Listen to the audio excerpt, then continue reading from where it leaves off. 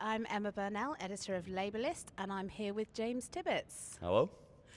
We are here at the Fabian Society's annual New Year conference. So why are we here, James? Well, we've got a stellar lineup of ministers and sort of people from across the Labour movement who are going to be speaking to all the attendees at the Fabian conference, and we're really interested to hear what they've got to say. Yeah, absolutely. I think this is a scene setter for what looks like a quite dramatic year for the Labour Party. The Fabian Society, they were part of founding the Labour Party. They've always been part of sort of setting a longer term agenda. Yeah, the name actually refers to a Roman general whose entire approach to warfare was gradualism. So I think it is worth saying that this conference is not about the machinations that we're going to see over the coming week, but actually the policy direction over the coming year and years. Yeah, and I think it'll be really interesting when we get a chance to speak to some of these people after they've gone and stood up on the podium there and spoken to the audience about some of the policy ideas that they're potentially going to air, or how the waters sort of feel when discussed. I think it's been a difficult one, policy, for the government, in terms of lots of it has actually been, as LabourList revealed on its King's Speech tracker, lots of it has actually been quite in line with what the manifesto suggested we were going to come in and do, and yet still there seems to be this disconnect with how positive the general public feel about that. Okay, so first of all, could you introduce yourself, please? My name's Dromey. I'm the General Secretary of the Fabian Society. We are a membership organisation and a think tank that wants to build a more equal economy and society. Fantastic. And this is your big shindig. What does Fabian Society New Year Conference mean to the Fabian Society? It's supposed to be the curtain opener for the political year. Unfortunately, there's been a bit of politics that's been happening already this year, but it is our biggest event of the year. It is a space for our members and others to come together and to think about the big issues that will shape the year. So the kind of political agenda for the year, and also the policy issues that we need to face and address and think about. So we'll be hearing from some of the leading speakers in the Labour Party, some Ed Miliband, Sadiq Khan, Lucy Powell and Wes Streeting, among many others, will be joining us. And it's just a time to get together to think about ideas and politics and policy. And, the Fabian Society has a long history in the Labour Party. I think we're part of founding the Labour Party. So what are you seeing for the Labour Party in 2026?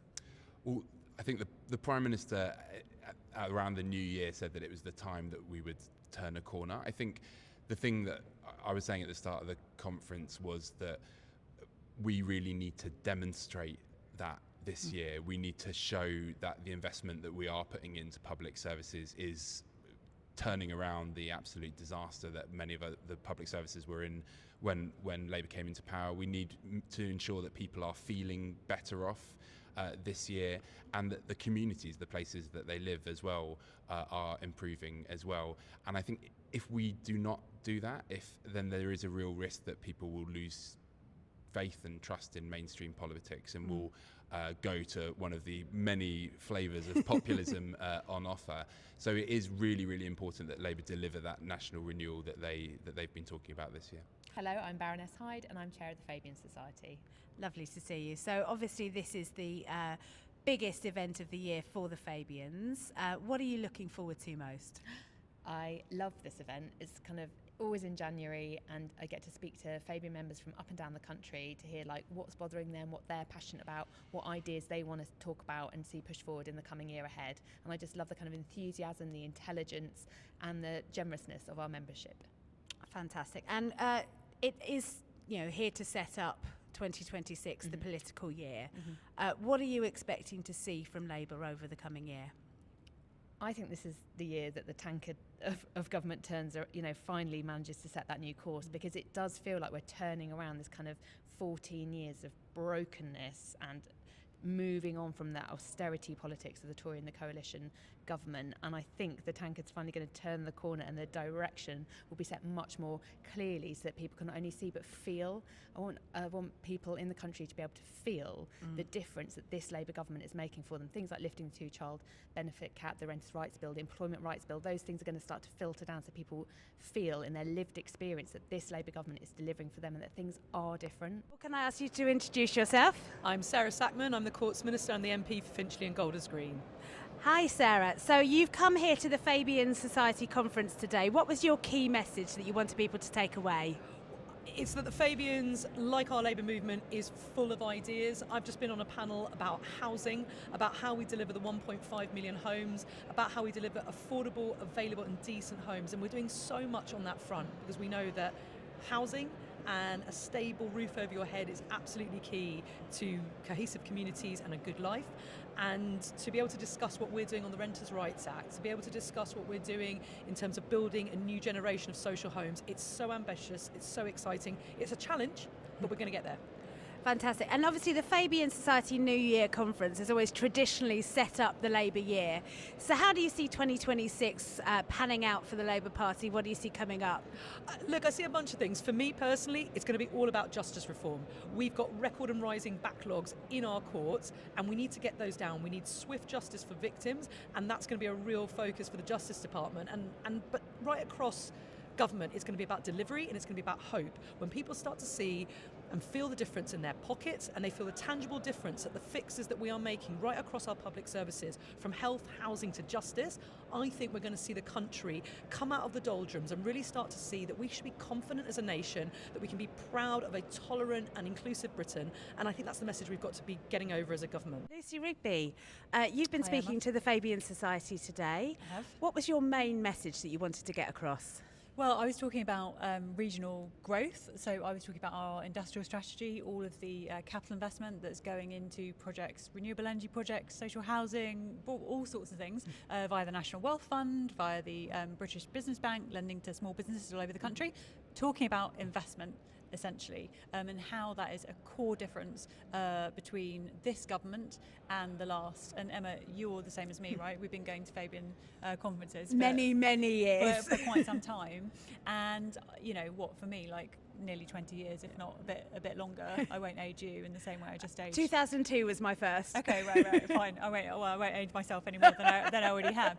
But we were talking about the fact that so often sat in the audience for speeches and panels at these conferences and talked about and heard people talking about ruinous Tory economic policy and the impact that was having in the country. Obviously, the scars of that still exist, but we are in government now, and I'm part of the Treasury team. I was talking about the last budget where the Chancellor's taken nearly 500,000 children, lifted them out of poverty. As I said, talking about all that investment that's going in right across the country. And it is nice to be at the Fabian conference and talking about positive things that we are doing in government, rather than being in opposition and just seeing, you know, the hideous things that have been dealt to the country from opposition. Absolutely. So obviously Fabian New Year Conference sets up the rest of the year politically. So what do you expect to see in 2026? Well, I think so. The theme of this conference is about renewal, right? And I think as we go into 26, and as the PM said right at the start of the year, this is going to be about the year where you start to see the difference. We've only been in for, is it 18 months now? Feels like that. Okay, that's about right. That's about right. Yeah. It's important to be able to count in the Treasury, so it's really, really important. We've been in, and we've been, as I said, dealing with the hideous inheritance that we've had. No one is in any doubt as to the gargantuan nature of what we've, the scale of what we've got to overcome, I should say. But this is going to be the year where people start to feel the difference, and I think that theme of renewal that we've had at the conference today sets up the year really well. So Alison McGovern, you've just come off stage from the Fabian Society conference. What was your main message? So the thing that we talked about in our local government session was that obviously everybody believes in local government, you know, it's the Labour Party. The issue is that local government can't take all the decisions that it needs to make sure that people's lives are good up and down the country, whether that is social security on child poverty or Rachel Reeves' investment strategy for housing, and transport. The big change that we need to see is that policy framework to change so that local government can do what it's really good at, which is making sure that when people walk out of their door in the morning, they are presented with a town or a city that they're really proud of and where they can enjoy life. And that was the real focus of the session. Fantastic. So obviously the Fabian Society New Year Conference is always the start of the political year. The political year may have started a little early this year, but what are you looking forward to in 2026? I think a really big one for me, being honest, is in 2026 we'll get rid of the two-child limit. And I spent 14 years in opposition watching the Tories put 1 million of our children into poverty. I and other ministers worked really hard on the Child Poverty Task Force to get that strategy right. This is the year we put it into practice and we get to make that change, 350,000 from that one policy, 500,000 across the strategy of our kids out of poverty, and I can't wait. Miatta Fahnbuleh, you've just come off stage at the Fabian Society Conference. So what was your key message today? Look, we were having a brilliant conversation about regional growth, and the big message from me was if we want to unlock the economic potential of our places, if we want to drive up living standards, we have to devolve power. We've got to push power out into regional government, local government, and then to communities. And if we empower places to respond to the challenges that they have, that is the way in which we transform the economy, and that's the way in which we renew the country. Fantastic, absolutely. So obviously Fabian Society New Year Conference is always the start of the political year. I mean, we may have had a slight head start this year. But what are you looking forward to? What do you think the big themes of 2026 are going to be? Yeah, look, change. We've got a big year ahead of us. One of the privileges of my job is that I get to go around the country and talk to people, and the central message is that people want change, but change they can see and they can feel. And we've done a whole lot in our first 18 months. We've put in place huge amounts of investment. We've put in place all the foundations, the building blocks. This is the year for change. So going into those local elections, people will hear about the cost of living. They should feel it in their pockets. And critically for me, Pride in Place, which is our program in our most deprived communities, giving them the funding, the resources to deliver change on the ground on their doorstep. This is the year for change. So Wes Streeting, you've just come off stage at the Fabian Society Conference. So what was your main message for Labour members and Fabians? Well, we're in this extraordinary battle of ideas at the moment, and there's a lot we can be proud of in the NHS. We've cut waiting lists. Ambulance response times are faster, patient satisfaction with general practice is going up. We've got to show the country, we've done a lot, there's more to do. So they feel that sense of optimism, hope and confidence that things can and will be better. But we also need to make sure that on the NHS and more broadly, these are values-driven arguments as well. Because the battle between Labour and Reform isn't just a battle of left and right, it's a battle of progressives versus reactionaries, it's a battle of hope versus hate. And if the argument we make is just a technocratic one that says, oh, we can be better at cutting waiting lists faster, then we'll miss the big point, which is Reform don't even believe in an NHS. Farage has said he wants to give tax incentives for people who take out private healthcare, tax cuts for the few, at the expense of the NHS for the many, £1.7 billion lost. That's a big values-driven argument. And so in the run-up to this set of crucial elections in May, as well as the by-election that may be before then, and in the run-up to the next general election, we have to make clear what the choice is. That is how we will reunite the left and reunite progressives, but also make sure we have a big enough tent to bring in some of those centre ground, centre-right voters who will be not necessarily our natural supporters, but will be horrified by what Reform represents. Look at the stakes in this country at the moment. This is unlike anything I've ever seen in my lifetime, actually. And, you know, I got into politics because I could see what the Tories were doing to the country, to kids from backgrounds like mine, and I could see whose side Labour was on. And I've pounded the streets since I was a teenager for the Labour Party because of that battle and because of that fight. And now we are up against something else entirely, because it's not just, as I said, it's not just left and right, it's right and wrong. And if that does not just unite our party, but also unite the broader left, then we are in real danger as a country. It's up to us. No one else is going to do this. Only Labour can stop Reform. And we will only do that if we win a battle of ideas as well as organisation, and if we show not just that we're delivering what we promised, but deliver the change that people are crying out for. So that, you know, by the next election, I don't think the country expects that everything will be solved, because people are realistic. The public give you a lot more credit than you might think, but they do want to see a country that's moving in the right direction. They do want to feel that their lives and the lives of their kids are moving in a better direction. And that's the thing that should motivate us. Absolutely. So, I mean, you've already set out a bit of it there, but obviously Fabian New Year Conference is generally the start of the political year. Obviously, seems to have started a little earlier this year. I mean, I'm not used to quoting Lenin, but Lenin said there are sort of decades where nothing happens, and sometimes there are weeks where decades happen.